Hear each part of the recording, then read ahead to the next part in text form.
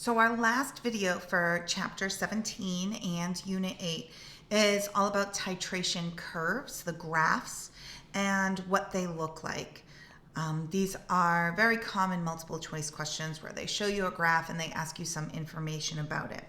The graph on the right here shows a whole bunch of different acids and bases, or acids, and their Kas and what their titration curves look like.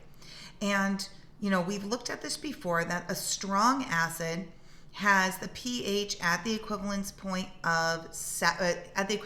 its pH is 7. And we will see that it's not buffered at all. So that the pH sort of increases step by step as you add more base. As opposed to a weak acid, where you see that at the beginning the pH increases a lot, but then it flattens out. And the reason why it flattens out is because we now have a buffered solution. That's actually this question right here. Right? When we're in the middle of the titration around the half equivalence point, we have a lot of weak acid and we have a lot of conjugate base, and that's exactly what a buffered system is. And the whole point of a buffered system is so that it will resist changes in pH. So you'll see that, as we're adding from 20 to 30 milliliters, the pH actually isn't changing all that much. We've gone over this question a few times before. What is the pH at the half equivalence point? The pH equals the pKa of the weak acid at the half equivalence point, because the amount of conjugate base and the amount of weak acid remaining would be the same, so they would cancel out in the Ka expression. This next graph shows us actually a weak base, and actually this shows us, I guess, a strong base being titrated with a strong acid, right? It's HCl is what's being added. And so as I could tell that it's strong because I don't see any buffered regions here. I also see the equivalence point is right at 7.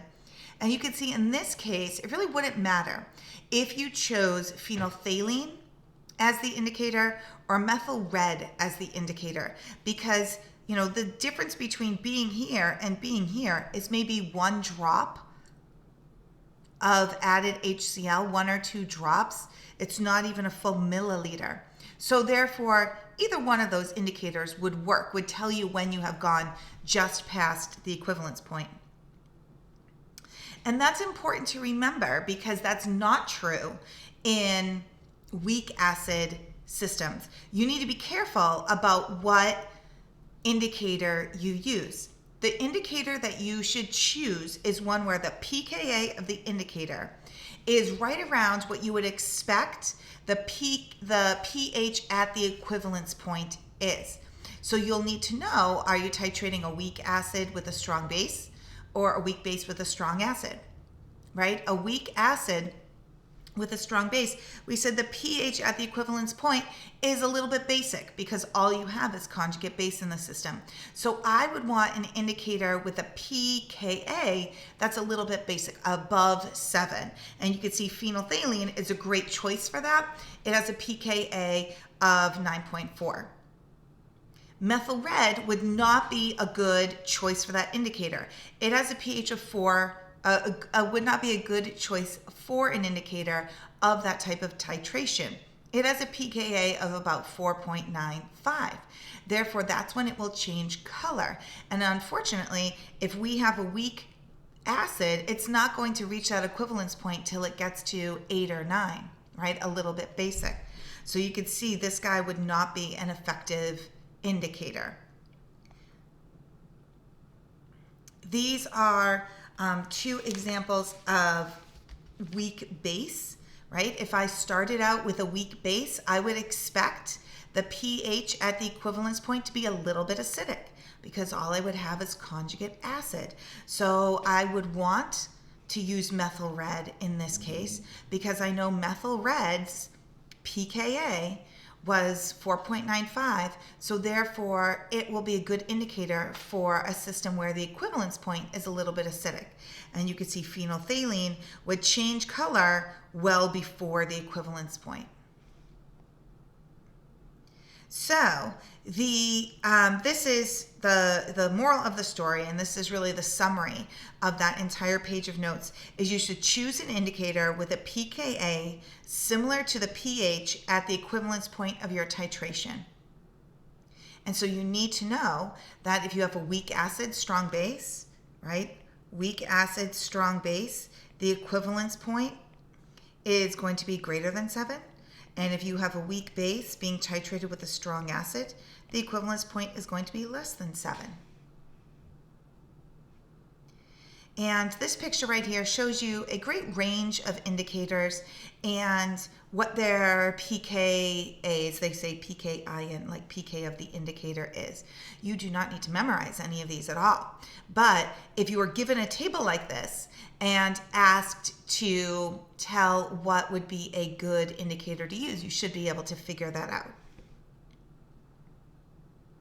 And then at the very end, we just give you a picture of what a titration curve looks like for a polyprotic acid. Remember, a polyprotic acid is where it has more than one ionizable hydrogen.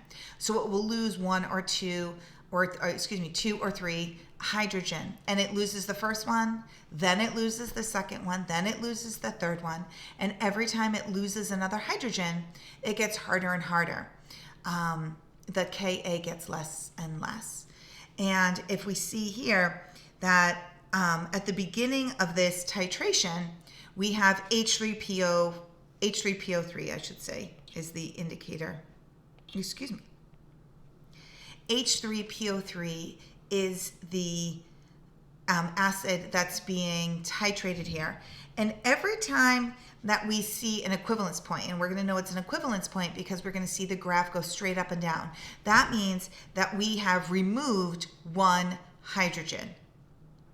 And so right here, we wouldn't have any more H3PO3. We have just a lot of H2PO3.